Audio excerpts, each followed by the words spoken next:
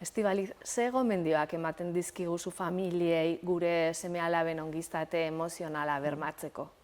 Ez da galdera arrasa, Ez? baina badaude gauzak egin ahal ditugula. Niretzat bai dago bat oso garrantzitsua dena, binkuloa. Binkuloa gure seme-alabekin egotea, denbora pasatzea, eta hori oso lotuta dago lehen komentatu dugun segurtasun sentsazio horrekin.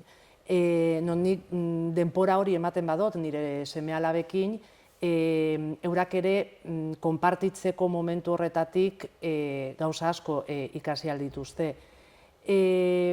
Funtsezko beste bat, gure seme-alaben autoestima garatzen lagundu, eta hori ere, logikoki zerbait txarto egiten dutenean, zuzendu behar zaie, azaldu behar zaie, eta esan, baina bereziki gauzak ondo egiten dituztenean, gehien bat esfortzu bat eta gero, hor zoriondu. Denoi gustatzen zaigu, ez? Hori da, beraiei ere.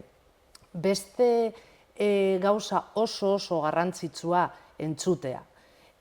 Gure artean hitz egitea oso garrantzitsua da, gure seme-alabekin hitz egitea oso garrantzitsua da. Eta komunikazio horretan, beraiek esaten dituzten gauzak entzutea eta beraiek horrela sentitzea ezinbestekoa da. Ze horrek ere konfiantza emango die eta lagunduko die hurrengo batetan ere behar izan ezkero gugana etorri eta hitz egiteko.